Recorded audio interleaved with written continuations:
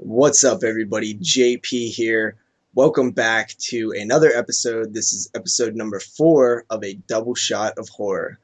Basically, we take two horror films with a common theme or element, and we watch and review and talk about them. We also do not have a guest this week. I don't know really what happened, but we don't have a guest. So it's just me and Rich tonight, and we're going to be talking some 90s horror for episode number 4.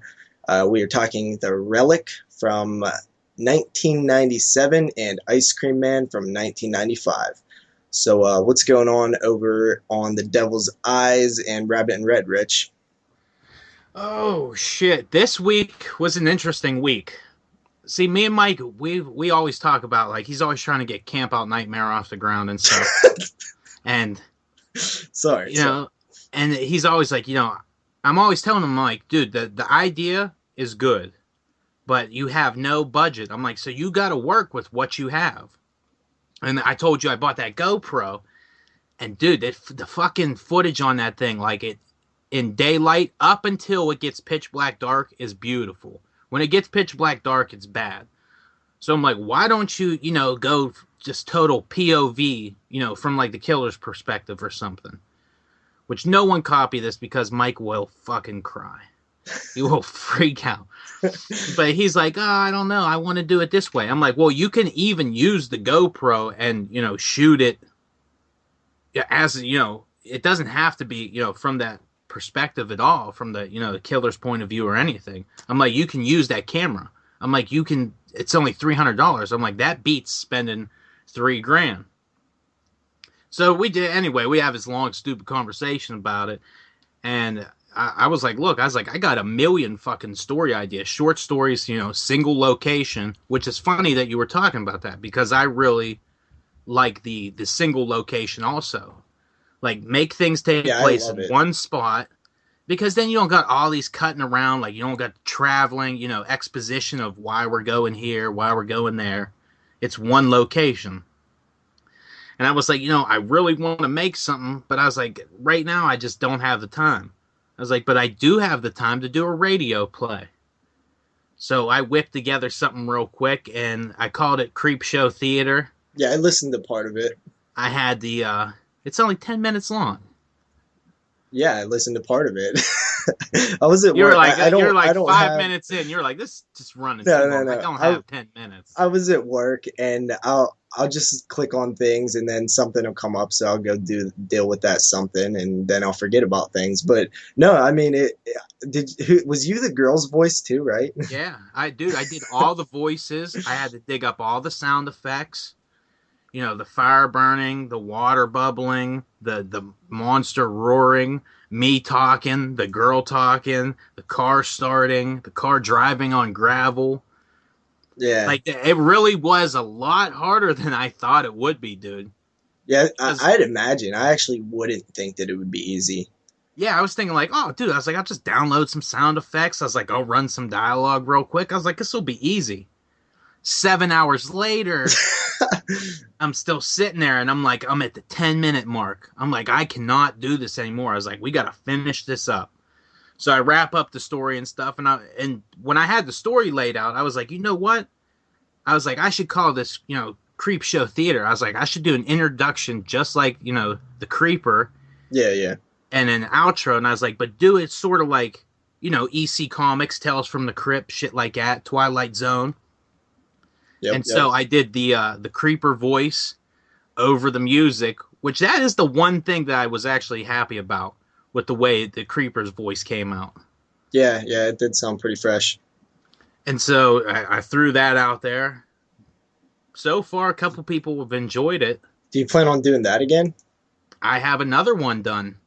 Really? It's done already? Yeah, dude, because I thought about it. I was like, what took me so long? And I was like, the sound effects. So this time, I downloaded every single sound I could possibly think of that I'd want in this one.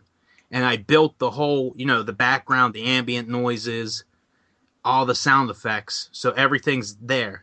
All I had to do was go in and put in the dialogue. That only took me 2 hours to do. Hmm. So second try, I went from 7 hours to 2 hours. Yeah, But it's that's still, usually how things go. But it's still, I would like to have other people, you know, come in and collaborate. Yeah, And see that's where I find it to be where it could get really interesting. You have different voice actors and things. That sounds fun. exactly. Yeah, and I was actually going to ask you guys. I asked Mike, I was like, look, I'm going to try and write up a couple of these because I'll try to write them. And I'm like, you know what? Fuck it. I'm like, it's taking too long. I was like, I got it in my head. I'll just say it. But that works for when I do it by myself. Yeah. But if I really want to get, you know, other people, I got to sit down, write the whole thing out, get everybody to do their dialogue. And then, you know, I could just run any dialogue that I need to add in there. And then it's done, you know, throw in the sound effects and all that. Yeah. But the next one that's coming up it's a little bit of a prequel to probably my favorite Creepshow story. Which story is that? Well, okay, I'll tell you. It's The Crate. It's a prequel to The Crate. See, I always thought there should be a prequel to The Crate. And I called it 1834. Interesting. That's pretty cool. And it takes place entirely in the Arctic, which I'm happy with the sound of the Arctic and stuff, how it came out.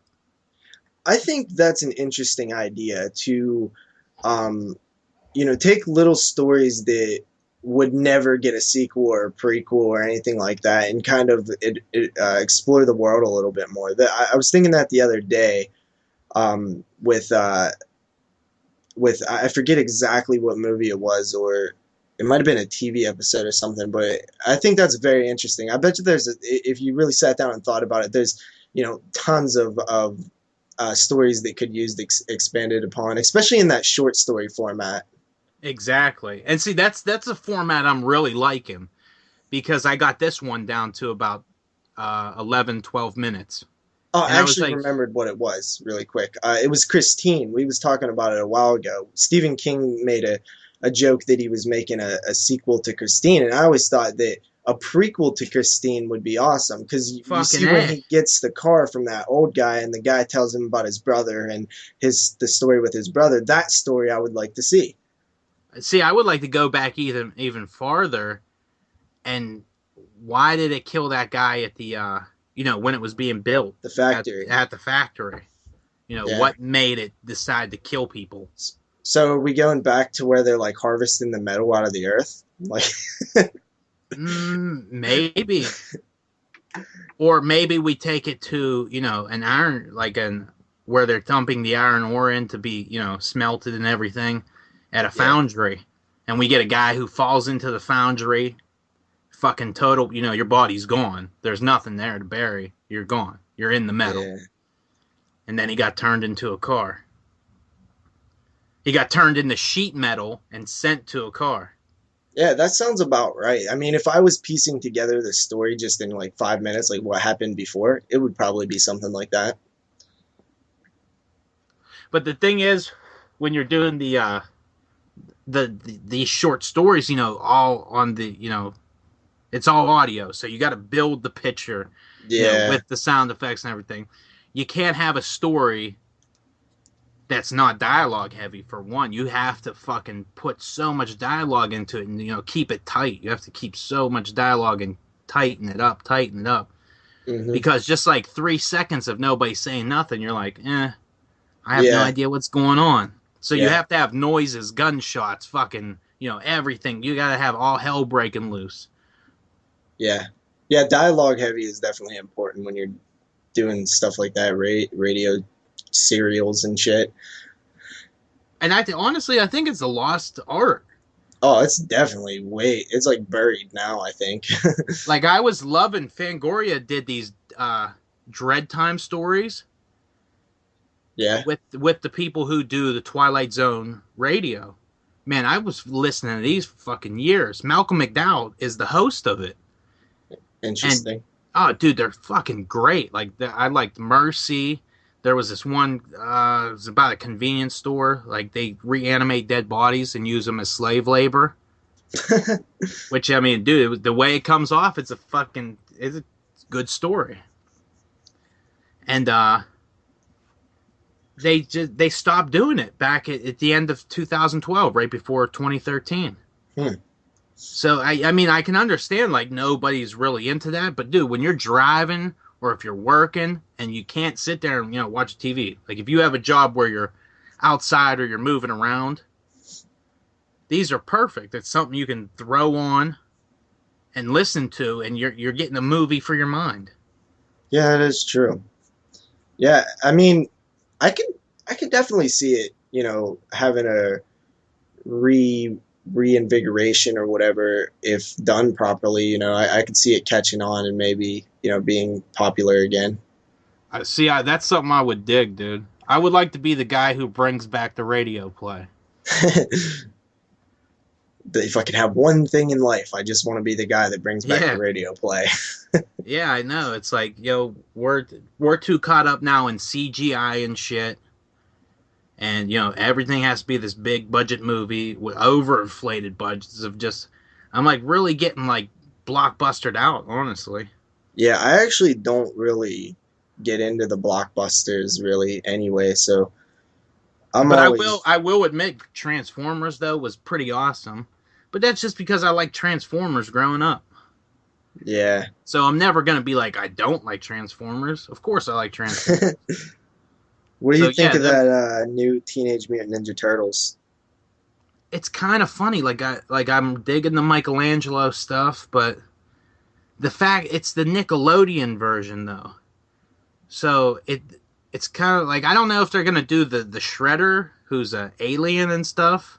I wanted them to do like Krang and the fucking Yeah, Technodrome. Like I wanted to see the Technodrome yeah. underneath the Krang Earth and shit. Krang was a cool like villain, a big ass brain. Like that's almost horror right there. That gets me interested. Exactly. And then you have Rocksteady and Bebop. Like, Yeah, dude, those two were fucking hilarious. And then yeah. there was that one other, like the turtle's cousin. He was like a sea turtle, and he's always looking for his binky. I don't know. It was a little palm My tree. my knowledge on the original series is a bit limited. I mean, I was super young when that was going on. Dude, I love that. So, But go ahead. the newer episodes, I've never really caught. The only they did like a Turtles Forever movie, which kind of like threw me into the series for a little bit. So I watched a couple episodes, but I'm hoping it doesn't go that route. I wanted to go more classical. And then I don't know how all the turtles are CGI basically. Well, they're mocaps. Yeah, It like that works for me for Planet of the Apes. I thought yeah. Planet of the Apes was beautiful. But whenever your 4 stars, or who take up all the screen time are going to be mocapped, it kind of takes me out of it. Like I'd rather they'd have went practical suits. Like the old one, the old movies. Exactly. Yeah. Yeah. Well, the original Turtles movie, dude. Like that suit still looks fucking damn good. Yeah, it holds up. It does. And that first one, dude, is not a kids movie at all. Like that's like some adult shit. Yeah, I loved that thing when I was a kid. I just watched it all the time. What I year did used that come out? mm, I don't know, 89 or 90. Sounds about right. I don't think I was even in kindergarten yet, dude. Hmm. Because when it came out, I can remember I had these toy boxes that had Ninja Turtles on them, and you could stack them up and stuff. And we would reenact the last scene. I would be Shredder, and my brother would be Master Splinter, and he's like fucking 3. And instead of Shredder losing, I'd always make it Shredder wins and kills Master Splinter, and I'd throw my brother off these toy boxes into the stuffed animals laying on the floor. Well, one time I guess I hurt him pretty bad because I know I can remember getting fucking yelled at, like a vicious yelling, like why are you throwing your brother off of this stack of toy boxes? And then me trying to explain that I'm fucking Master Shredder and he's Master Splinter. It And that's didn't just go how it has over to well. happen. Yeah, I was like, it has to happen. I was like, Shredder's not a bitch. He's not gonna lose. Yeah. So 90's horror. this is kind of the topic. And in my mind, the '90s horror is split into two categories. It's pre-scream and post-scream. Yes, dude, are you fucking reading my mind? Maybe. Like that's exactly what I was gonna say. That Yeah, I mean, it really is. The amount of films that came post Scream that were, mimics of Scream were just a lot more than what came before Scream. There was, '90s horror in general was kind of an interesting, odd decade because there's not a whole lot that happened. I mean, you take the best of the best from the '90s, and in one year in the '80s, you'll have more yeah. better films. Well, it was a weird thing because I mean, it's if you think about it, in the '80s, we really blew our load in the horror Oh, genre. We definitely. were like, oh my god, people like horror movies. We're like, make a fucking sequel. Well, it's only been 6 months. Doesn't matter. Let's go. Green light anything. It's not really Jason. I don't give a shit. Green light it. Go. Go. Go. Go. Make it. And looking back, if you ever go and check out lists of films by year, and you look in the '80s, and then you go straight to like 1990 or 1991, the drop off is just insane. There's a noticeable drop off in horror films and quality horror films. Well, you figure from I'm gonna say 77 Texas Chainsaw Massacre. '74. Oh shit, 74 was really. Why did I say 77? I think I was thinking of the filming of Halloween. Yeah, possibly. I don't know. That just makes me sound retarded though. Now that I said that. Okay, 74, 74 fucking TCM. You have like this movie that that never existed before. Horror before 74 was like more thrillerish. If you go to the first slasher, Psycho, that was more of a thriller than a slasher just because of the way it was shot. And I mean, Hitchcock, dude, I mean, he does a beautiful way of shooting it, but it's not like he wasn't like the master of gore. He was the master of, It was very mental horror. Yeah, it was. Yeah, by today's standards, it's by overly today's tame. standards. By then standards, it was Oh very yeah, it was pushing the boundaries. risque. Like didn't know if it was gonna get into theaters. Yeah. But before that, I mean, the fears were giant bomb goes off and turns the ants into Mance and fucking Frankenstein. And then you had the fucking Hammer horror who was like, oh, we're gonna make it a little more gorier than the Universal. And then you had giant tarantulas, which I mean that shit's starting to make a comeback now. Yeah, it is. The monster horror is really starting to, the creature features. But that's up until then, there was never like, oh, your next door neighbor, yeah, he's a psycho and he's gonna beat the shit out of you, hang you up in a freezer and eat you. So it was like just like dropping a bomb on the public, like It on was. the world. I think you can even go a little earlier though, and I think the official kind of timeline between like modern and pre-modern is 1968's Night of the Living Dead. I think that's kind of the main timeline. So post Night of the Living Dead is kind of when it started slow up until TCM, and then that's when it really starts rolling. Which Night of the Living Dead, if you think about that, that's like a smash up of horror and sci-fi, because in that original one, it's about a the satellite. They kind of explain where this came from, that a satellite had fell to Earth or some shit. Yeah, I don't really remember that part. Yeah, they always say that the satellite fell to Earth from something, and it happens whenever the newscaster from Pittsburgh is talking and stuff. No, is that in the original or is that the remake? I can't remember. Did they explain it in the original? No, they didn't really explain it, but it was hinted at, like maybe this is why. Oh. It was never like, oh, well, this satellite fell to Earth, causing, dead bodies to rise. But no, they always said, we have no idea why this is happening. But at the same time, they were always, there was this backstory of a satellite and stuff falling to Earth. And that comes from Ramiro, who was like, I want to make, a science fiction movie, but they just couldn't afford it.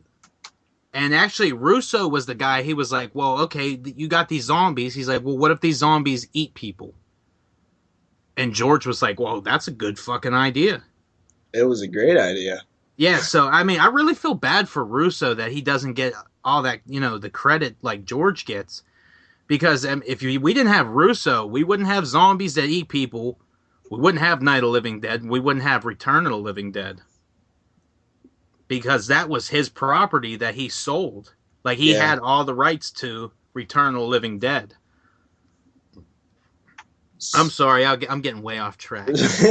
Yeah, Night of the Living Dead, a different show, but Yeah. the point here is that there's a huge drop off in quality of horror in the 90s. Like, just for example, back on our collaboration YouTube channel where we review a different film each day by a different host, we did one where we did the year that we was born. That we reviewed a film that came out the year we was born.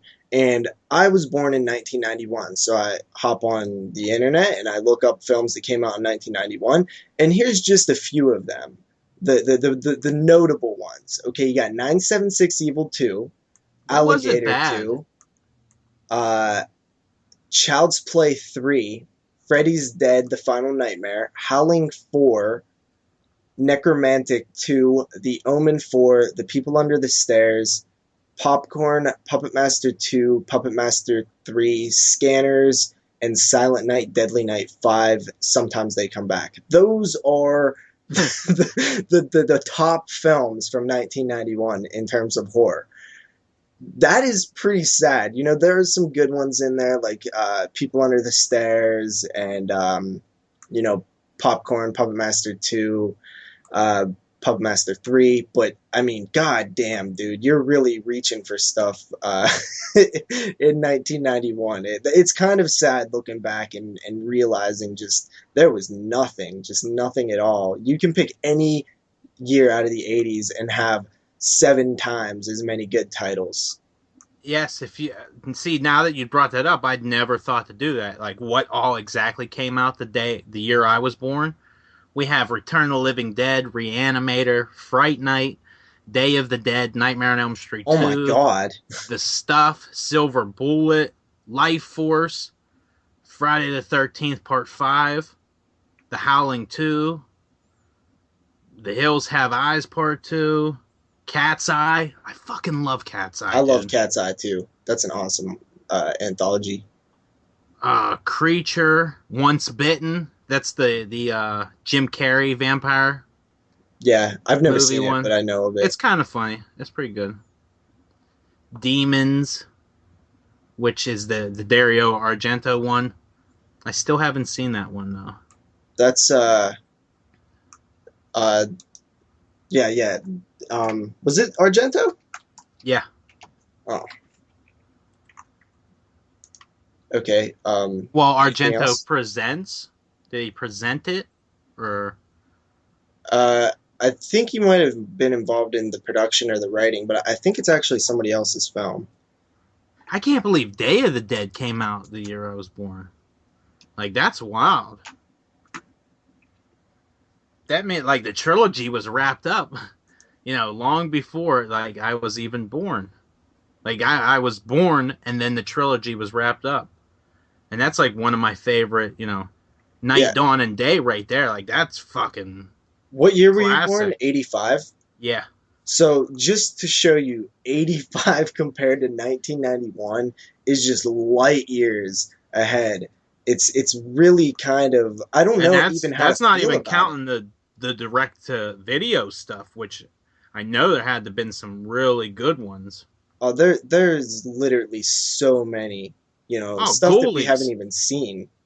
Ghoulies came out. Um, Yeah, it was Lamberto Bava who directed the original Demons. Dario Argento produced it. oh, okay. So it was like one of those, like kind of like those Wes Craven deals. Yeah. Argento had a name and they stuck it right on top of it. Which it's amazing he still has a name. And it's like you know, you always hear this thing like you're only as good as your last picture. Well, if that was true, you know, nobody would have gave Wes Craven a job after My Soul to Take because so many people shitted on that film. Yeah, even though it's a quite goddamn awesome movie. Dude, thank you. You're the only other person I've ever heard say that. And I'm like, I think no, I am the fucking only love other that person in the world.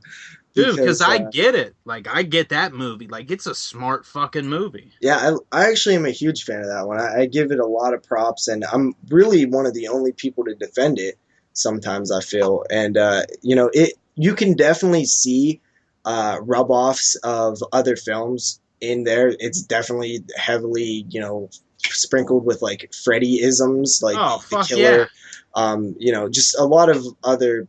You'd see his other films in there, and he does that a lot. You know, Shocker is very Freddy-like. You know, I love Shocker. That was another. We'll see. That's a good '90s horror. Was it '90s? Shocker? Yes, had to be. Had to be. I was thinking '91, man. Maybe it was '92. It was '89. Bullshit. It was. Shocker was '89. That seems really advanced for '89. Yeah, see, that's why you should have lied and said 1990. Yeah. So I mean, you look at some of the other years, and they've had better films in the '90s. Like '93 has, you know, Jason Goes to Hell and Children of the Corn 2, Kronos, Dollman vs. Demonic Toys, Puppet Master 4, Return of the Living Dead 3. I think didn't Leprechaun? Yeah, Leprechaun came out that year. Witchboard 2, one of the Warlock films, Armageddon. Warlock is a good series. Yeah, we actually really plan on talking about that on a future 22 Shots episode. But Infested, 1993, also known as Ticks. Have you seen this? No. Oh, man, you got to see it. It has young Seth Green in it. It has Alfonso Ribeiro, who played... Carlton in Fresh Prince, and he plays a tough thug street kid named Panic because he never does. Dude, it's a great movie. It's very heavily effects. Like the ticks look amazing. It's like all practical and shit. It's a really underseen film, and it was direct to video. It also was never on DVD until I believe like last year. Olive Films put it out on Blu-ray, and it looks pretty good. Clint Howard's also in it, who we'll talk about a little later. Damn, he's in everything, man. Yeah, he is. But you got to see Ticks, man. It's a lot of fun. I think you'll love it. Yeah, I'll check that out. Well, so now that I think about it, the '90s I could divide up like this: pre-Scream, you had Puppet Master, which kind of really ruled the home video market. Well, Full Moon in general. Yeah, that's a better way of putting it. Yeah, Full Moon really 90s, took the home. Early 90s. They killed the I remember just seeing tons of Full Moon stuff in the video stores. The Puppet Master would always be front and center, but you had stuff like Castle Freak and Demonic Toys, and I think those were 90s, right? Yeah. And then I believe some of the Subspecies films were in the 90s. Castle Freak, dude, scared the shit out of me. It came on TV one night, and I was like, oh, I'll watch this. And I'm like fucking 4, 5. And I'm laying there trying to watch it, and dude, when it got to the basement and this fucking weird creature, I was like, I'm done. I was like, game over, man. I was like, with that weird ass fucking screaming and shit, I was like, I ain't doing this. And I never made it past that part until way, way later in life. That movie really scared the fuck out of me. Yeah. Just the thought of being, that's kind of funny to think back monster. now that a Full Moon film could scare the fuck out of somebody. But you know what? As a kid, you're not really noticing plot holes and things like that. So, yeah, some of them can be pretty scary at times. I definitely remember Puppet Master, Leech Woman, like, creeping me out as a kid. And that was the death of Freddy. Early 90s, we had the death of Freddy, and then 2 Which years was pretty later, big, we had probably. I wasn't... Resurrection. Oh, dude, it was huge. I went and seen it in the theater. to see Freddy's Dead in the theater with Freddy Vision was fucking cool. You know, I would. I know people like hate Freddy's Dead, but man, if I could go back and see Freddy's Dead at the time of its release, I remember Freddy's Dead had a pretty cool like trailer or something. I remember seeing the trailer a lot. I thought it was the greatest movie of all time. When I walked out of that theater, You was like I was pumped. like, yeah, I was like, this is the best day ever of my life. I'm like, this is never gonna get better. I'm like, I got to be inside Freddy's brain. Like, this like a fucking what, 6-year-old, 7-year-old. I'm like 6 or 7, like just thinking like this is the end all be all. And then to go and see Jason Goes to Hell.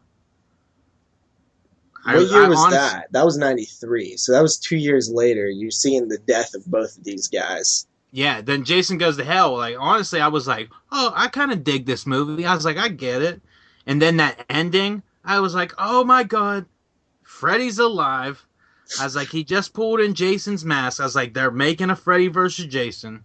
I was like, this is going to happen now. Yeah. I remember, see, Jason Goes to Hell was, I seen so young. It came out in 93. I probably seen it in 94 when I was like 3. I remember it. I read that was kind of the one I watched the most as a kid because I had it on VHS. And I remember that's kind of a highlight for me in the 90s. You also had, I believe you had It in the 90s. Of course you have Scream and then all the post-Scream things like I Know What You Did Last Summer and Urban Legends. New Nightmare, though. Really, like, dude, because I have a really, really good memory of seeing that. Because when they were like, oh, Freddy's coming back, I was just like, oh, fucking A. I was like, that's right. I was like, Freddy's back. Went and seen that movie, and I was like, that dude, the fucking glove they had in that thing. I was like, that is hands down the best glove he's ever had. And for some reason, that has stuck with me.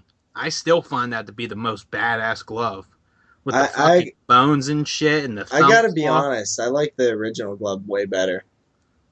I think if you put the original glove and that glove into a fight, I think, that thumb claw is gonna win out. It's gonna fucking win. Yeah, probably. But, like if those two Freddys could fight in the real world, I'm gonna say New Nightmare Freddy's gonna win because he just seemed a little more vicious too. He did seem he was more evil. Like he was, yeah. But to me, it took away like the human side of him completely, and it seemed more like spirit and ghostly instead. Yeah, but the way he fucked with Heather Langenkamp, like fucking with her kid, and he was like, "Come on, Nancy, just fucking believe that you're in the movie, bitch." And then he's like, "Miss me." That fucking when he says "miss me."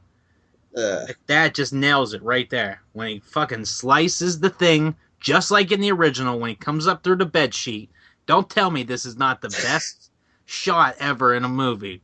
Where he's slowly rising up and you just see it stretching. You see his face slowly forming.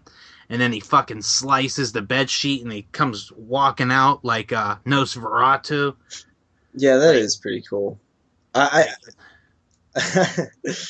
I'm not the biggest fan of New Nightmare, man. It doesn't feel like Elm Street to me. I like it. I like the film. I love the Freddy films. I love that film. I don't hold it up as high as I do, part 3 or 4 or 1 or 2 even. Oh, really? Yeah, I like 2 much more. Wow. I don't know what to say about that. I just don't like the angle of it being in the real world and stuff. It's just Heather is playing Heather instead of playing Nancy. That's what makes it so good. Like it does in its own way. You got back your favorite characters are back in the movie. Like everybody's there, and like it's just fucking mind blown. I don't know, maybe for a little, when I was younger, like I was 9, 10. Like this was just like total mind fuck. Like fucking Freddy's in the real world. It's something about the kids in the Elm Street films that I hate too. Like the actual like little kids. I don't like the kid in 5 and I don't like the kid in New Nightmare. I don't like either of them. They annoy me. Gage. Yeah.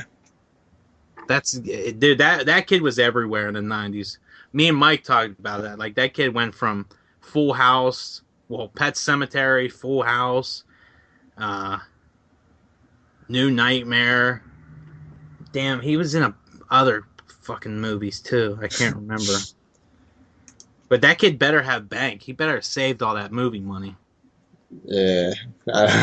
Know what he's up to. But I mean, that is the precursor to Scream. It is. So It if is. you're a And huge I Scream fan, appreciate you have that. to. Yes, But I exactly. don't want Scream in my Elm Street film. You know? I want Scream in Scream. That's why it's called New Nightmare. I It's know. I know totally new. this. It's I know totally new. this. I get it. I just don't want it. I can't say I don't want it. See, you're making me See, if like you were you're there making me play opening night devil's and you would have advocate. seen it, you would have been like, "Oh, this is great." Yeah, I probably would have. I loved it as a kid. Just as I grew up, I kind of distanced from that sequel and kept more towards the original franchise, the first six. See, I moved away from like 2, 4, and 5. Even fucking Freddy's Dead. Like I moved away from those ones and really just focus on 1, 3, and New Nightmare. The Wes Craven trilogy, huh? Yes. See there's a key there. Yeah, yeah. I'm with you. I'm with you to a certain extent. It's just I just something about the early ones that I just love. Um, well, what else? Scream. So Scream is kind of the big. I mean, there's two. When I look at the '90s, I think of two really big ones, and that is Scream and the Blair Witch Project. Yeah, Blair Witch 99. Yeah. So That was a great cap. Dude, honestly, Blair Witch was the best way to end the 90s. you know what? I've never heard that really said, but I 100% agree because one, you kick off the new decade with Yeah. something that is unique and original and is a template for hundreds of films to come in the found footage format. It pretty much creates a whole subgenre, and it kind of is the last of the '90s, And wow, yeah. Thinking back, man, Blair Witch Project, first of all, is this film that scared me more than any other film ever. I was 8 years old when I seen it, and I live out in the woods pretty much, so I was terrified because I was See? just young enough to not see TV and not see the people at once they started coming around and saying like, that it's fake. That was all not in my like vicinity. I didn't see none of that. So I was just 100% in my head. This really happened. They're presenting it to me like a real thing. The campaign, all that shit worked for me. And I was 100% convinced for the next, year or two that Blair Witch was absolutely real. See, we had just hit our teenage years when that came out. Like we're all just fresh teens. So this is the time where like, we start having those parties, those get-togethers. We're not getting drunk yet. We're just all hanging out, watching movies, drinking fucking pop. But so my buddy's like, "Dude, we got to get this movie. It's fucking real." I'm like, "Bullshit." He's like, "No, it's real." He's like, "These people died." So like I'm still at that age where I'm like I like horror movies and stuff and I believe, some things, but I'm like I know, everything from my past was make believe. But then dropping this bomb that you're really going to show people die in real life in this movie was like a total mind fuck. Dude, so we're watching this excuse me. We're watching this movie and I'm like, "Holy shit, this is scary." And where we live at, like, dude, there's tons of woods in Pennsylvania. Penn's Woods, dude. Yeah, like, dude, there's many times where I've gone out riding my quad or something in the woods and broken down, like just ran out of gas, and I had to walk home through the woods, middle of Mm-hmm. the night, pitch black to go get more gas. So after seeing that movie, I was just fucking terrified of the woods because I was like, this shit was real. I'm like, somebody fucking finally proved it. I'm like, there's life after death. Ghosts and shit are real. I'm like, we're all gonna die in the woods. I'm like, that's where it's gonna happen. And I was thinking, like, Maryland, it's not that far from here. What if this bitch ran away from Maryland and, came to my woods, this damn witch, and she's now in Pennsylvania? This shit is creeping me out, man. And I to this day, man, the ending of Blair Witch Project still makes the hair stand up on my arms and Yeah, neck, and I'm just, like, terrified, just man. dude standing in the corner like that is just like, What the fuck? That and the moment when they see the house, because you're like, they're in the middle of the fucking woods. Why is there Yeah, a house here? nowhere. Yeah, how the fuck did this house get there? And then the looping around, and then just that, like, there's no, like, it has no, it's not even it's not set up like a conventional movie Which because also, no that's a one good ever note did this before. because that was the first time I've ever experienced anything like that, and a lot of people experienced that for the first time with the Blair Witch Project.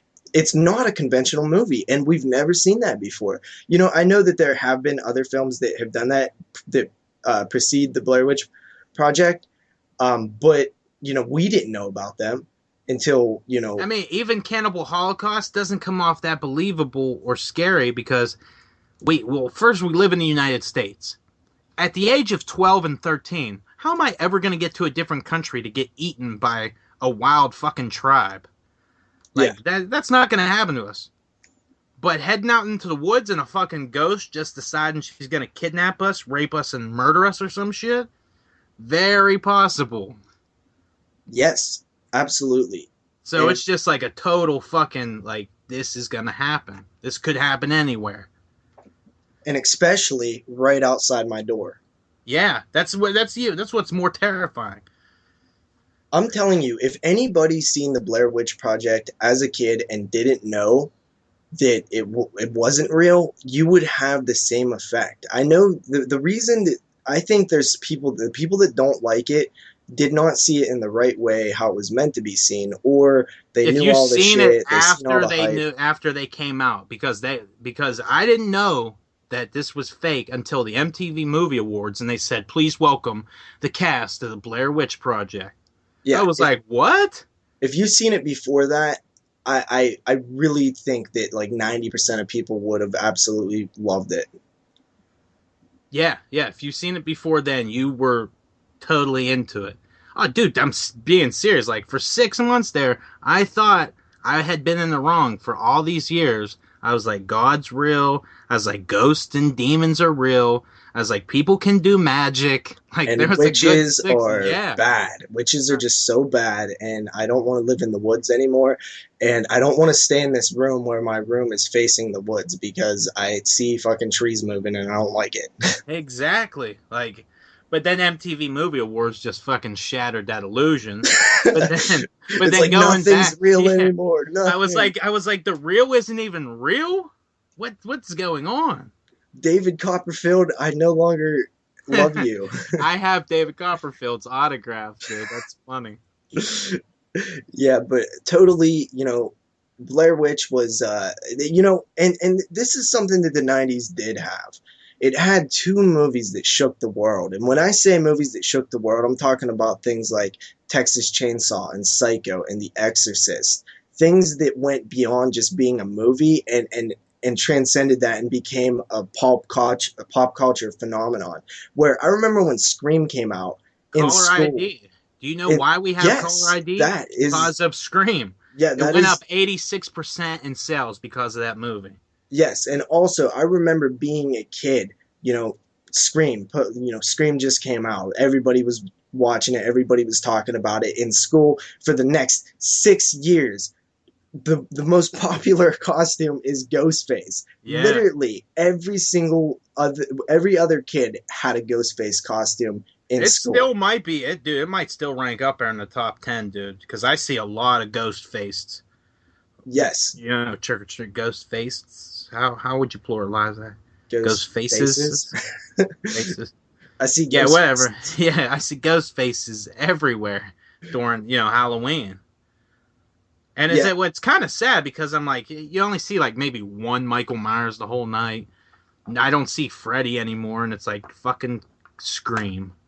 Like, yeah, I'm like, there's other movies out there. Dress up as something different. Yeah, but at the same time, when I was a kid and I was getting prank phone called like, "What's your favorite scary movie?" Like that shit was huge. I just remember everybody was talking about Scream for a long time, and the same thing goes for the Blair Witch Project. I think the 90's had those two big movies, and without those two, man, it would have been very, very sad looking back on the 90's. There were some gems here and there, but today would have been horrible. The movies today we think the movies today are bad. Remove Scream and Blair Witch Project from the equation. Then think how bad the movies would be.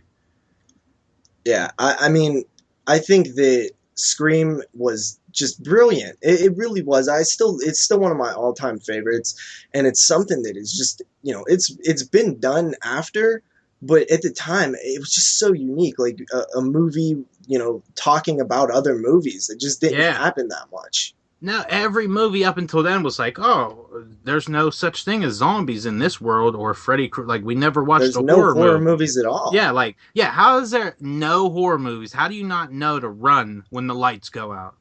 Or when the phone rings and you're all alone? Or somebody knocks on the door. You don't fucking say who's there. You don't go outside and investigate the noise. And It one of was the best openings ever. The opening to Scream was brilliant. That is probably the best opening in horror history. It probably is. And Like, I also, can't think of anything better. But what Drew Barrymore dying, like, dude, that's fucking nobody good. expected it. They built her as, the star The of the film, star. which Yeah, was you just killed the genius. star. And that is, and once again, it's a callback to Psycho because they did that in Psycho. So it was also a genius idea that people forgot can happen, Oh, fuck and yeah. it relates to the film itself because the film is about other horror films. So they even modeled the structure of the film off of that. It's really just something special that could be talked about forever. And I remember when he first calls and says, who was the killer in Friday the 13th or whatever. Like, I remember being a kid and knowing that it was, Jason's mom. And I just felt so cool for fucking knowing that. I was like, I would have survived. Yeah. Like, you should have watched the fucking horror movies. And I love Jamie Kennedy in there, too. And especially with that scene where, he's yelling at Jamie Lee Curtis, Jamie, look behind you. And at the same time, they're like, look behind you, kid. And Yeah. it's just like, it works on so many levels because It's his such name a is layered Jamie film. also. Yeah, it's such a layered film that is just there's so much to it. There really is just you can, for years afterwards, I was finding things that I was like, oh, I didn't realize they did that. And oh man, Scream just goes down in history is one of the greats of horror history. It was really the rise, like that last 5 years was the rise of teen horror. Because then from Scream, you had I Know What You Did Last Summer, which was, dude, that was a fucking good movie. That Yeah, was a another lot really of good people movie. hate I Know What You Did Last Summer 1 and 2, but I'm actually a fan of them. I know they're really cliched, but I like them. And speaking of something bad again that the 90's did was one thing that kind of pissed me off after Scream is it inspired so many things, but it also inspired the way you market films. Yeah, I like the Yeah, high school horror thing, but I don't like the same fucking cover for every damn poster art with the fucking five exactly. floating heads on the cover with cast names and Yeah, nothing why do else. they do? I fucking hated that. Like after a while, it was just like, come on, They come up with a still new do. fucking poster. There are hundreds of them, hundreds of these films that came after Scream that do that, man. I mean, it's pretty damn crazy. I had a list of all the ones that did it because I was gonna make a video, talking about it, but I never got around to doing that. But literally, there are so H2O, Resurrection, like they were even doing it, and they were their own thing. Yeah, they were copying the self-referential films, and like it got real weird. H2O though, that's a good one. I forgot about that. When dude, that's another one I went and seen in theaters and was just like, I was like, this is fucking amazing. I was like, this is fucking like cinema verte in front of me right now. Like, H2O was the first Halloween film I seen. I had seen parts of the original Halloween growing up, but I can never get into it for some reason. I don't know why to this day because I love that film now. As a kid, I was a Freddy dude, I was a Jason dude, and I thought Michael Myers was terribly overrated. And I seen H2O. That was the first one I actually sat down and watched all the way through. It's pretty. Besides Halloween 3. Halloween 3 was my very first one in the Halloween films, but that's not mine. Halloween 6, I think, was the first one I seen in theaters. H2O I seen in theaters, and I seen Resurrection in theaters. Hmm. See, I haven't seen a lot of the franchises in theaters. I've only seen Freddy versus Jason and the remake. I've only seen the remake of Elm Street. Texas Chainsaw 3D was the only Chainsaw film I seen in the theater. And Scream, I seen Scream 1, 2, and 4. I missed 3. Dude, I went and seen 1, 2, and 3 opening night. That's Every time awesome. they came out, I had to see it opening night. See, in the 90's were still a time where that's something that you did often was go to the movies. Every Friday, dude. Now that's not what happens. Just, It's weird now. Like, honestly, I don't go to the theater anymore because going to the theater used to, honestly, this is gonna sound fucking stupid, gay, cornballish, and every, dumb thing you could think of to say. But here's what it was like. It was like magic. Going to the theater was the greatest experience you could ever have. You went in, and it depends where you went. Like if you went to one of the older theaters that only had like two screens, you had the smell of like the old carpet. It's been there since the 40s. Like the popcorn maker, the concession stand, dude, getting all that shit. Then going and finding like your shitty seat with a super sticky floor. You're praying to God that no one fucking huge or tall sits in front of you. Then finally, one sits in front of you. The screen goes down. You hear that projector click on, and the projector running. You can see the burn marks. When they change scenes, you can see all the scripts, everything, and you were just immersed into the totally different world. Yeah, Now definitely. it's like, dude, you go to a multiplex, which is still fine because I loved Carmike Cinema. I always went there, but they had projectors and everything, so you still had that. It felt old timey theater, but in just like a little bit of a newer theater. But no, I went to the movies. Everything is crystal clear. I can sit there where no one could possibly sit in front of me and block my view. There's no noise when the movie kicks on because everything's being ran from this digital piece of shit projector. I fucking hate you, digital. I really hate digital. Like it's So just like if they would just put the projector noise in there, I would be happy. But it's horse shit. I don't like fucking digital noise. It just sounds like my computer running. And the movie is too fucking clean. There's no scrapes or anything because it's not fucking film, for one. It's horrible. That's all I have to say about fucking digital. It just ruins the magic. There's no magic of going to the theater anymore.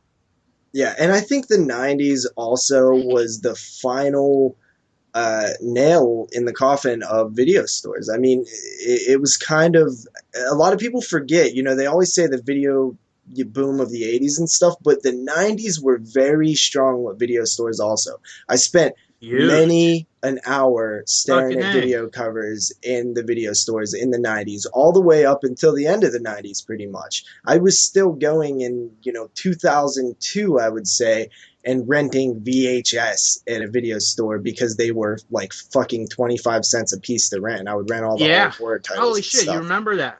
Yeah, so I mean, this but shortly after that DVD came in, and shortly after that video stores just went boom downhill. I think DVD really was the time when they started going downhill. Then of course you had Netflix and Redbox and all that really killed them. But I think 90's was the last of the great video stores, along with the last of the horror hosts too, with Monster Yeah. Vision, in my opinion, was probably the last big Oh my horror god, we host. didn't even touch on that yet. Bring that up. There we go. I love Monster Vision. Fucking Joe Bob Briggs. Speaking That of is an Monster icon Vision, of the 90s. he is. Monster Vision was the first time I seen the film we're going to talk about later, and that is Ice Cream Man. That's where I remembered it from. I seen it. It opened up in black and white, and immediately as a kid, I was like, ugh, you know? And then it quickly goes to color, and I just remember it being really creepy with this ice cream guy like rolling around. And I wanted to see it ever since then. I didn't see it again until, the mid to late 2000s. And Man, Monster Vision, I seen so many of my, Monster Vision is one of the main reasons I'm a horror fan because I seen stuff like Phantasm 1 and 2 on Monster Vision, Friday the 13th I watched on Monster Vision. People Under the Stairs was Monster Vision. Texas See, Chainsaw that was, was a good time for horror. 90s horror on television, that was a boom. There was so much horror on TV because you had all these shows and you had all these people licensing the movies to show after a certain time because there was no yes. programming like today. You knew once 11 o'clock hit, there was a horror movie on somewhere. Yeah, and Just that's because it's something. 11 o'clock. And back then, we didn't have a guide where you just like, seen what the movie was called. You would be flipping through the channels, Yeah, flip on something that looked horror, and you would be into it right there. Don't know the name of the film, don't know what the beginning was about, but you know what the middle and the end's about. And then forever in your head, you have this movie that you might never see again. And you don't know the name of it, and you one day you find it, and you're just like, "Oh my god, this was the film I seen late at night, flipping through the channels when I was a kid." exactly. And I And miss like, that dude, because now I'll press info and I'll see like, oh, this. I'll read the synopsis and I'll be like, yeah, fuck it, and I'll yeah, I'll change be like, away. no, I won't watch it. I'll be like, that doesn't sound good. But I mean, go back to my childhood. Like I watched whatever came on because if you wanted to watch horror, this is what you watched. If it was on TV, you had no choice. There was Yep. no going to on demand or anything. But Joe And Bob was so good at picking the movies to watch, and then him breaking in between. Like I because know he that's did pick nothing them too. new. He did pick them. Yeah, He's seen the catalog of MGM titles or whatever they had, and then he picked what he would show. He was kind of our only source for besides like uh, horror magazines. This was early stages of the internet. He knew knowledge about the films. Like it was impressive because there was no way to find like little trivia notes about the film except for on things like Monster Vision. and dude, his Halloween specials and stuff. And like just horror in general around October in the 90s was beautiful. It does not have Like, the same oh feel. my And god, dude, trick and or treating till 11 o'clock at night. Yeah, fucking every store, Coca Cola, everybody had some tie in with Monster trading cards, something. Like, it was so cool. You were encouraged to be an evil demon. Don't dress up like a firefighter, dress up like a zombie, be a ghoul, be a fucking killer, be a slasher, watch all these horror movies. Like, the 90s were not watered down at all for horror. and also the I remember in the 90s was I would be in school, and if it was a Friday the 13th, I knew damn well when I get off of school this Friday the 13th, I'm Marathon. going to roll home, and some channel's playing a Friday the 13th marathon, and that's what I'm doing all Friday night until the morning sun comes up. I'm just watching the Friday the 13th films on TV. That shit don't happen really anymore, and No, that's kind of TNT sad. used to do it. TNT used to do it, starting at like 1 o'clock, and they Yeah, would man. just run through, whatever they had, whatever they could show. But I didn't like when they play them out of order. I fucking hate that. Yeah, why? Why are you gonna do that? You're gonna play nine and then you're gonna play, fucking four? What's up with that? TMC does shit like that, and Yeah, they'll play like Halloween 2, then Halloween 1, then like Halloween 6, and then 4. And I'm like, what the fuck? Like, who thought this was a good idea to put them in this order? yeah, and I just miss those nostalgic things. Like I said, flipping through the channels and ending up on some horror film, and you can tell right away just like by the vibe of the first like frame that you see if it's a horror film or not. Usually, and Shit. What about cartoons of the fucking 90s? 90s horror, cartoon wise, was big. We yeah, you had the had stuff. start of the Simpsons Treehouse of Horror. We had Real Monsters, Yes, um, we also had Beetlejuice. we had things that were even some episodes would be Are really You dark. Afraid of the Dark? Yeah. Are You Afraid of the Dark and Goosebumps? Oh shit, yeah, Goosebumps. Erie, That's the smart. Indiana. I fucking loved Erie, Indiana. Yeah, I mean it seems like the 90s, even though they in terms of just great horror films, wasn't the strongest, there was still a vibe of horror, and there was still a certain charm to Halloween and specials on TV. Halloween specials and even the TV movie kind of died off after the 90s. The made for TV Yeah, Stephen King movies, there was still a handful of good ones in the 90s. There was some other, I remember a lot of the stations were Langoliers. doing, they were doing like Killer Snake or Killer Cat or Killer, something movies, and it would be practical effects, bees or spiders or something. I remember that like USA would do a lot of those type of things, made for TV movies, Oh and shit, USA Up All Night. You yeah. knew the moment Gilbert Godfrey or Rhonda Shear came on the screen, you were watching some, B horror movie that night. It And didn't matter what it was, you were going to watch it, especially if Rhonda was the one hosting it. You were like, this is fucking great. and going back to the thing about not knowing what you was watching because there was no guide or anything like that. Sometimes we didn't have horror available. I couldn't just hop on Netflix and watch any horror movie. I didn't have Yeah, hundreds of DVDs to pick through. So sometimes if there was a monster vision or something and it looked like something I wasn't interested in, like 50s giant ant movies like them or something, didn't matter. I was stuck watching it. I might have hated it at first and, was like mad at the idea of it. But you know what? I sat there and watched it because that was what was playing. That was horror and I loved horror. And half the time I would end up liking them a lot. Even though at Exactly. first glance I was like, ew, this looks terrible. That happened with me with Night of the Living Dead. One night I just fucking turned it on and I was like black and white crap. And, it was one of the best experiences ever. That's the dude. That's the way it was. There was no. You didn't have a choice. It was like this is what you get. So you either take it or you take your ass to bed. And that is a I'm problem with not taking today my is ass to because bed. so many films are underseen simply because and I'm guilty of it too. I'll read the synopsis and I'll be like, doesn't really seem like something I want to watch. And then Exactly. I'll find out later that that film was like amazing and everybody would be talking about it or something.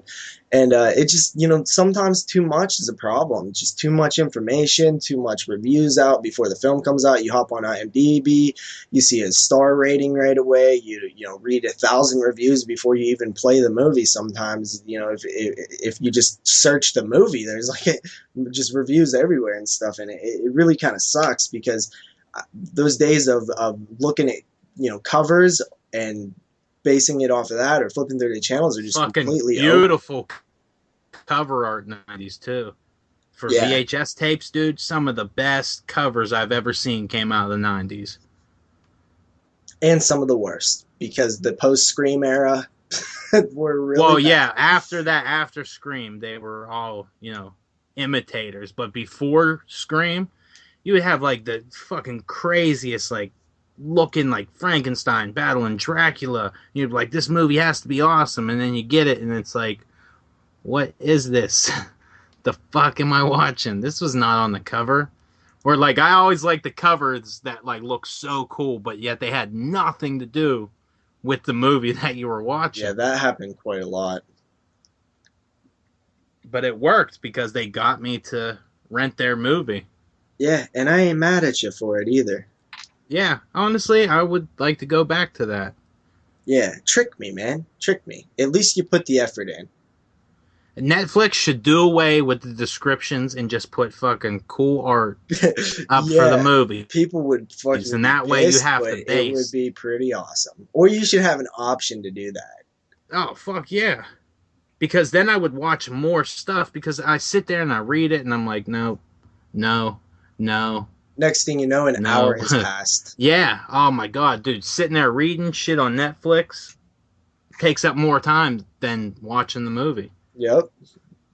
So I think it's about time to jump into the Relic. We're an Oh hour. yeah, I forgot we have movies to talk about.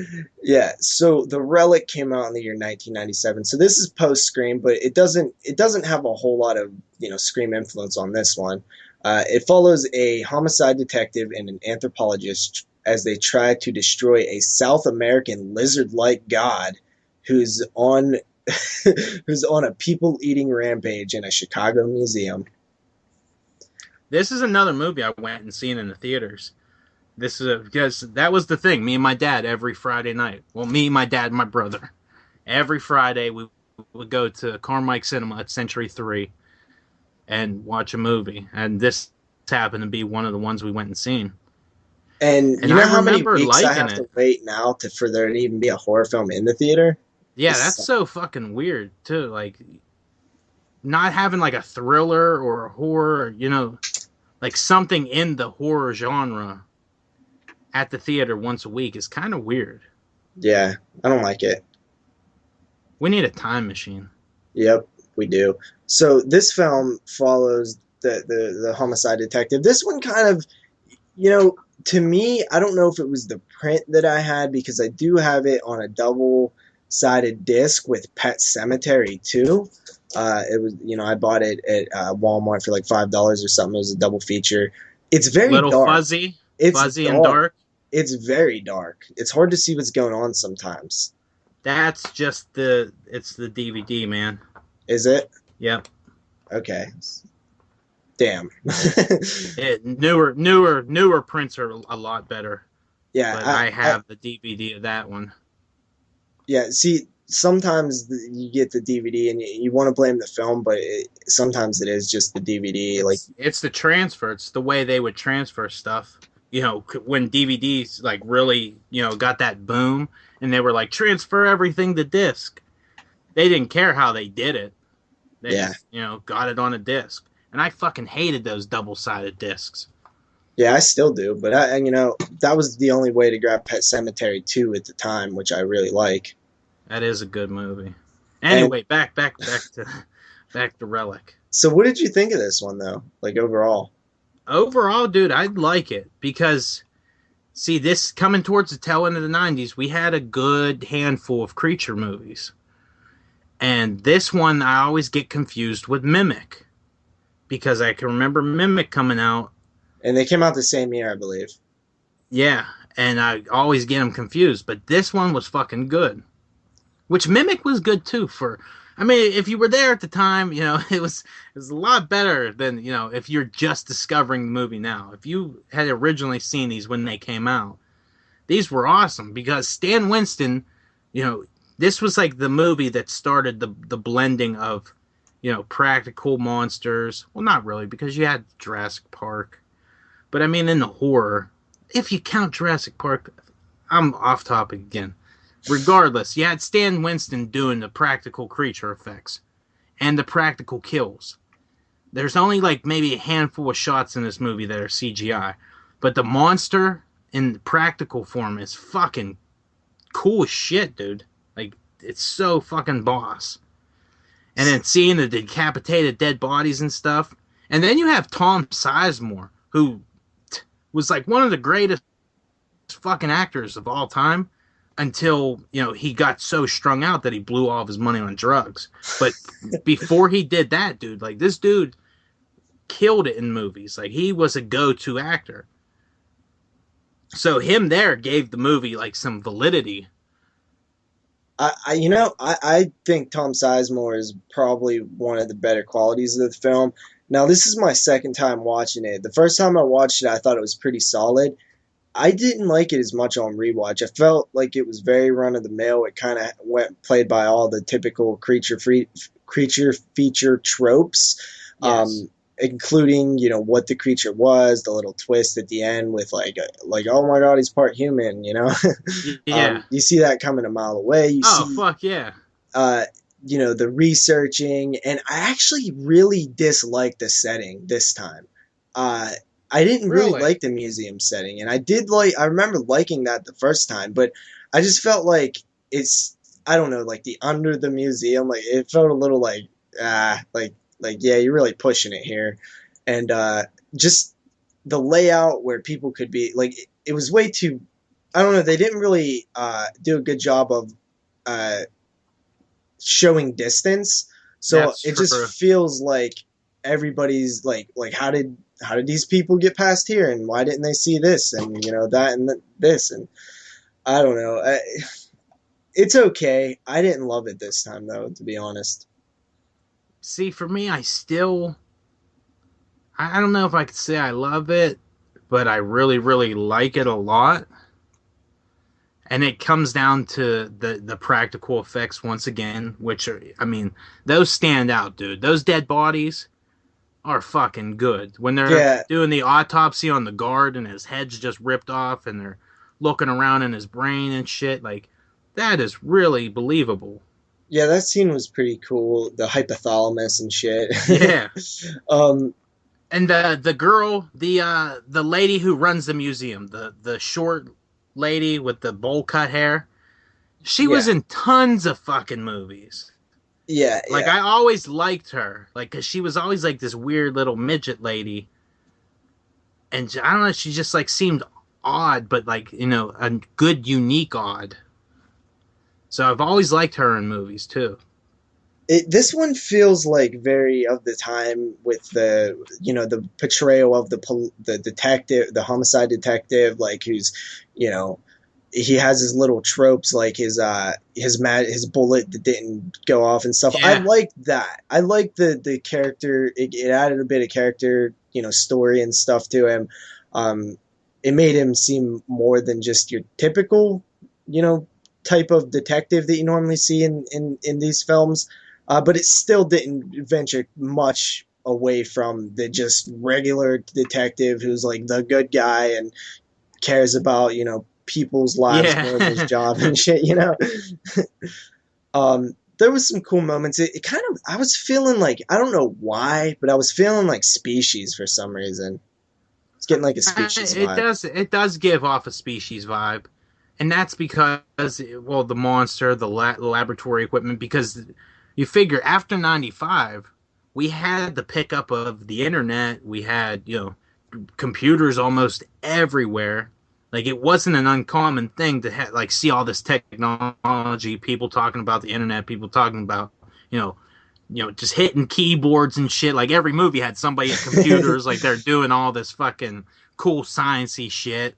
And doesn't it just date it when you have that they're doing like the search for like what DNA matches or whatever, and it's popping up like Homo sapien and stuff, and it just like the program just looks so fucking old. Yeah, the program itself looks old, and then the time it takes to do it. Because if now, I mean, shit, you put blood onto a slide and put it in one of those. If it's human DNA, it's coming back within fucking seconds that there's human DNA here. Yeah. You're just seeing what species the DNA is. You're gonna know in seconds. It's not like you're breaking into the genome here, like. So it taking all that time to do it just really dates it.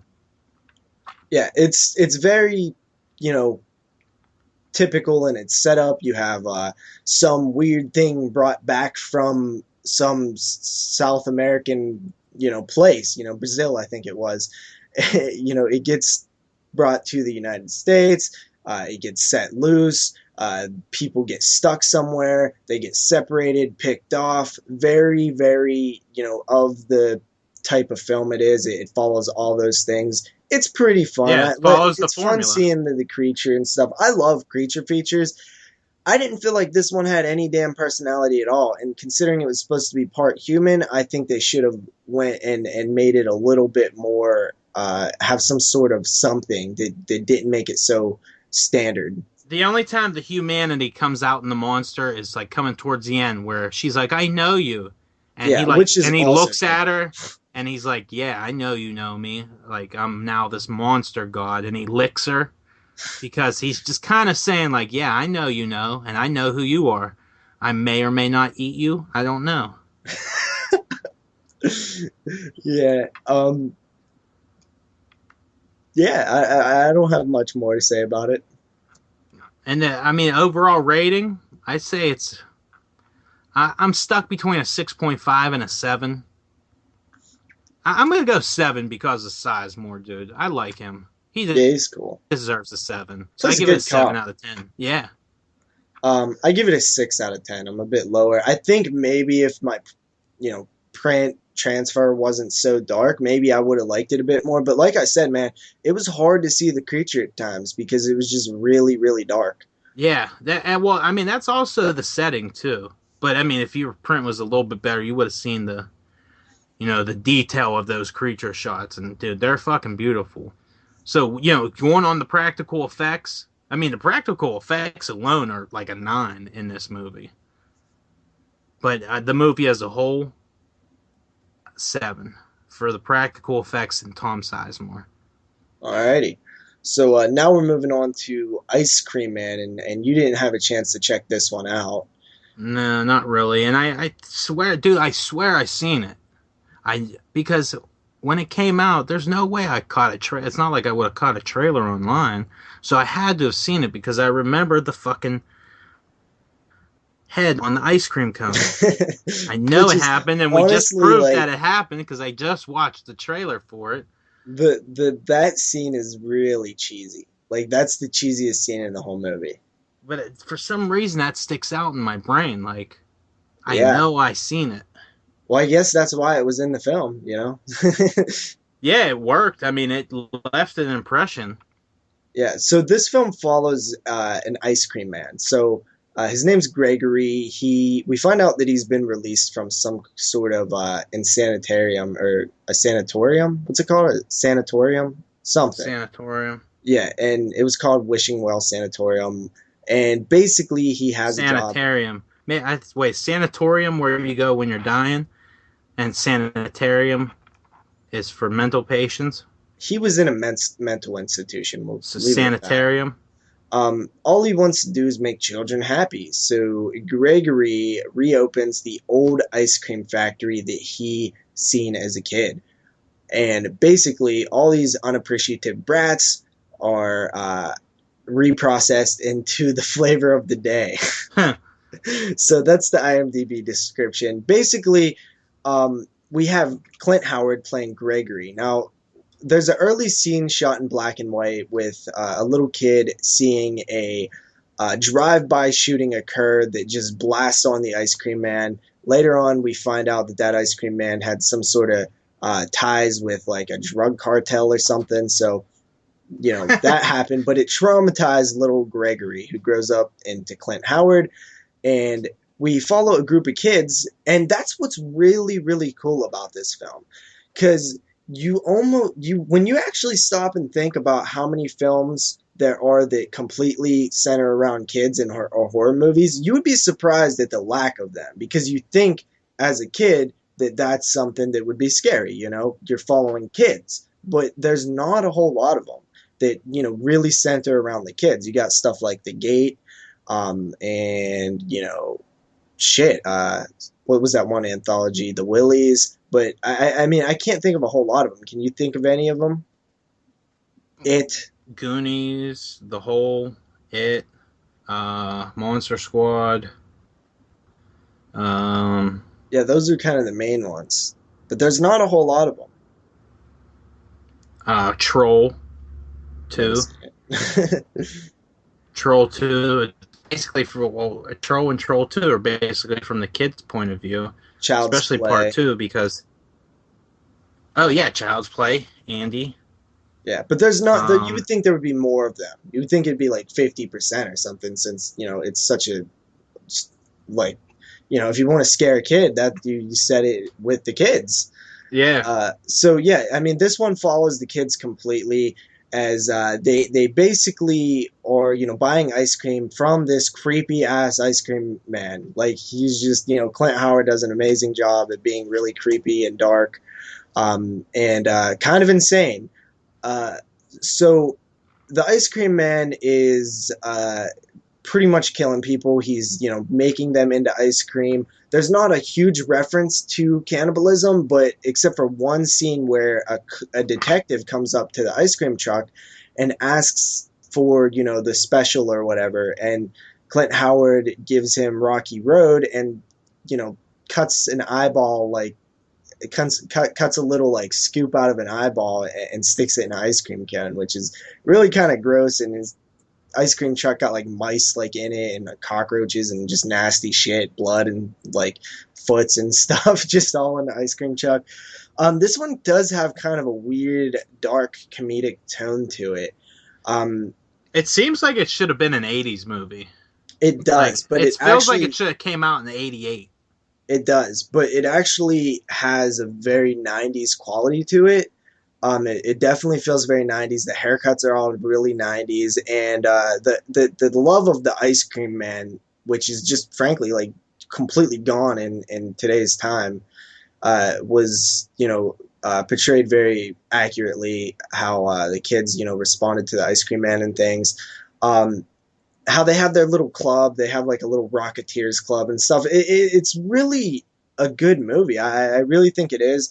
It has these weird cuts where it'll go back to when he was in the mental asylum or whatever, and it's like brightly lit rooms, and they're like, you need to have a happy, happy, happy day. We no longer have bad days here, Gregory. And it's just like really creepy and bizarre. Uh, I really think you should check this one out, man. It's kind of a underseen one. Oh no, I'll definitely watch it again because I can't remember shit from it. But I Yeah, mean, anything with Clint Howard, dude, of course I'm gonna like it. and that's what's awesome is Clint Howard really is the star of this. Like he's really on screen a lot, and almost in a weird way, kind of a Norman Bates-ish type quality to him, where you're kind of almost on his side at times. Especially there's a scene where the police think that he has something to do with the disappearance of a kid, and they come in with a search warrant and they just destroy his whole ice cream shop, and like you really kind of feel bad for him because he has so much heart in just making kids happy, but at the same time he has like a really low tolerance for like little unappreciative brats. Well, so I mean, he's not really killing anybody that's good though. He's taking out the bad kids. Well, yeah. I mean, he takes out like there's like a whore that he kills, and but he does actually find a bit of himself in a little kid who we through exposition learned that he was maybe premature or whatever, to where he was very sick as a kid and wasn't allowed out. That's why he's so small and stuff. And Clint Howard definitely relates to him, and they kind of create a sort of bond or a friendship, but he still like kidnaps the kids. So I mean, like, I guess he's not so bad, but he kind of is.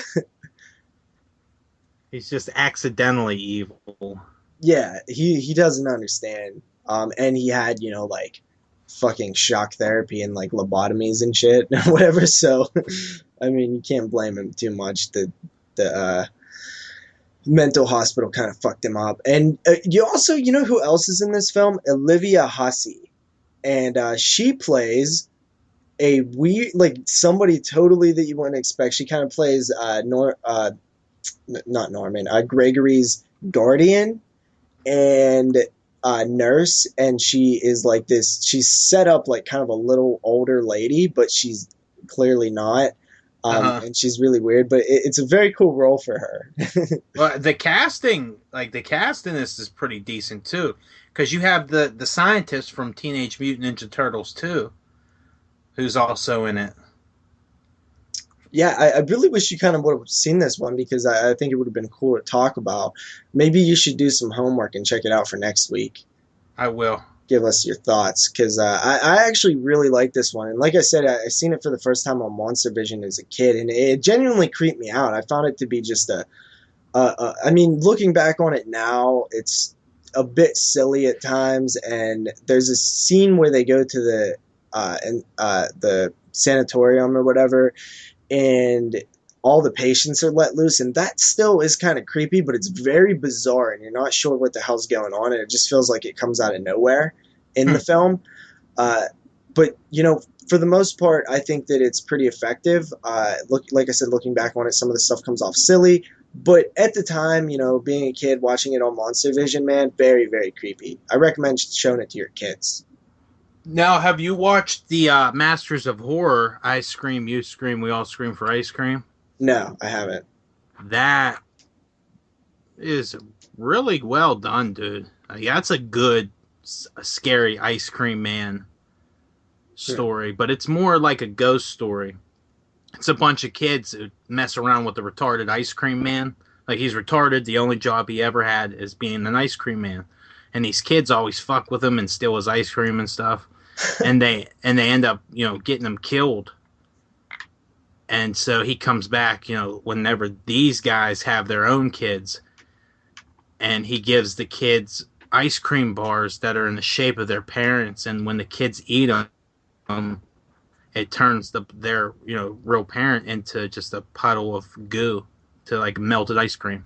There's also a film called Mr. Ice Cream Man from 1 year later. It's a horror film in 1996. So I'm kind of curious about that one. Also, you mentioned the parents, and this one kind of goes the typical. I noticed in the 90s there was a lot of talk about like divorce and stuff, and this one kind of has that going for it too. There's all the parents are too stupid because they're dealing with their stupid parent problems to realize that there's a killer fucking ice cream man. So it's up to the kids to. Or we never believe the kids. Like, that's you're just filled with that it up. too. Yeah, the kids who cried wolf and shit.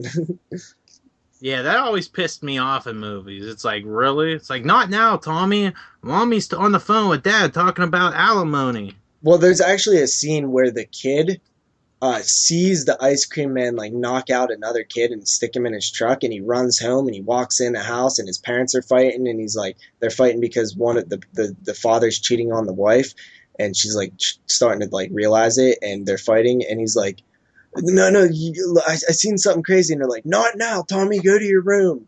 And he's like, man, you guys never listen to me or whatever, and it's just so of the time, just not like this kid just seemed like a murder. No, but Jerry just got not now. Yeah. I give Ice Cream Man a 7 out of 10. It's very solid. One of the highlights of my favorites of the 90s. Definitely check it out if you never have seen it. I think it's very underseen. I don't hear many people talk about it. No, not a lot. Not a lot of people search out, like, those gems of the 90s. Yeah, definitely. So, well, you figure, I mean, shit, if you're 15 years old, you were born way after that movie came out, so even the younger generation. Well, the younger generation doesn't really see anything from the previous generation. They think the new Nightmare on Elm Street's the fucking God's gift to horror. Yeah, I'm kind of a rare breed too, though, because even people my age, 22, 23. They don't go back and check out the old shit. If I remember just, the other year, a couple years ago, I was chilling with a girl, and I was like on Netflix, and I was like, oh, Evil Dead, and I played Evil Dead, and she's like, what is this movie filmed in like the 1880s or something? I'm like, I'd have fucking backhand somebody over that shit, dude. Mm-hmm. I get real defensive sometimes over some stupid shit. But it was just the original Evil Dead, 81 or whatever, 80. And she was just like, just pure, just not interested at all. Man, me and my wife got into an argument over black and white movies. She's like, oh, no color? I'm like, what the fuck did you say? I'm like, what do you mean? I'm like, you gotta have color? I'm like, you can just get the fuck out of this house. You don't need to live in black and white. Jeez. I'm like, you don't need color to enjoy a movie. But oddly enough, she really enjoyed Psycho. Well, that's usually how it goes, right? I mean, I was talking earlier how I, as a kid, would hate black and white, but I also think that comes from in when I would go stay at my grandma's house, they had a black and white TV in one of the rooms, and that's the room I had to watch black and regular shit that was in color would be on black and white. That did suck, man. So I always hated black and white after that, and but years later I found an appreciation for it, and it really does make film some films like The Mist, I hear that is great in black and white. And there is something about black and white that I like really dig at times. Dude, me and Michael J were talking about this, man, like way back. And we were like, we should take Halloween, Nightmare on Elm Street, put That it was in just black done and with white. Halloween. Yeah, I swear Someone these just fuckers posted on stole it. my idea. I know they listened to the show and took my damn idea. Because I seen somebody had posted an article, like it was everywhere for a minute. Yeah. And I was like, Mike, I got another one of my ideas taken. He was like, what? See, that's what Someone happens when put you my never movies act in on your black and white. ideas. I know. That's why I'm glad I never was like, oh, well, I think I might bring back horror radio and not do it. I was just like, don't tell anybody, just put it out there. Yeah. So now if anybody else puts it out there, you're copying me. And that's proof. Yeah, but totally. I forgot what he was saying. Black and white. Yeah, but yeah, so even kids, my age don't go back far, the mid 90's is kind of the cutoff for the people my age. Oh, that's there's a You're handful. missing out on so much. I know that. I mean, I've met a handful of people that will, do check out some of the older stuff, but I'm talking in general. I'm kind of a rare breed. I don't know. This world's going to hell in the handbasket, man. Yeah. So, That's about it. do you have anything else you would like to add to this conversation? If you are under the age of 25 and you have never seen a movie from 1989 to 1939, I suggest you go and watch all the Universal horrors, all the 80s horrors, all the, the radioactive horror movies like them. Well, if they're listening to us, they probably are a little familiar with some of that. Well, let's pretend here for a second that somebody has stumbled across this on either the site or on YouTube, and they're listening to it, and now you hear me. And let's say you comment and you say, oh, I have no desire to see that. You better go and see that shit, or I will find you. Well, actually, that kind of brings up an interesting thing. We have an episode planned on the next season of 22 Shots where we are, I don't know how much I want to say, I'll just say a little bit. We plan on talking about what is a good film to introduce people to horror. What, like at a certain age, or like you got to give me a little bit more? Well, yeah, we're going to talk about all of that, but I don't want to say too much. Okay, don't say anything. And that's I'll just go from my own experience. Like my son, he loves fucking watching horror movies. Well, he likes everything. He's just like me, because I fucking love everything too. But we're really into horror. He's been watching horror movies since 3, because that's about the time where he could understand everything. He could talk, fucking normally. He knew what was fake and what was real. But I always started him off with the classics.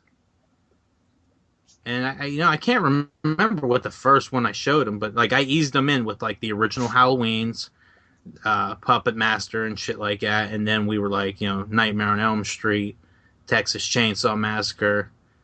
And then, he's born on Friday the 13th. So actually, I think Friday the 13th was the first one he's seen. And that's because, that's his birthday. Yeah, man. I really have you can raise your kid however, but I think it's insane when parents are super crazy about movies and shit when they try to blame movies. I've been watching horror films since I was can watch anything, literally since I've been alive, since I can remember being alive. And there is absolutely nothing wrong with me. I'm a Ever regular, notice the kids that citizen. Are sheltered from movies, who weren't allowed to watch R-rated movies, tend to be the weird fucking kids in high school, as they get older. Like there was a lot of kids who I knew who were like, "You seem normal, but you're not allowed to watch any movies and stuff." So like their growth, like their mental growth was really stunted because they thought they lived in a world filled with fucking unicorns and rainbows. Yeah. And then they get to high school and they're just like, what the fuck is a titty? The All hell's a right. Michael Myers? People get killed? Nudity while dead? Okay, so that about wraps it up for this episode. This was episode number 4. Next week we'll be back with another episode. I don't remember which. Oh, Home Invasion with Jeremy. Jeremy's coming on. So uh, That'll be a good one. yeah, I'm really looking forward to that one. yeah. So we'll be talking 2 Home Invasion films next week, and I'm JP, and this is That's Rich, and we are done. We are through. We are out.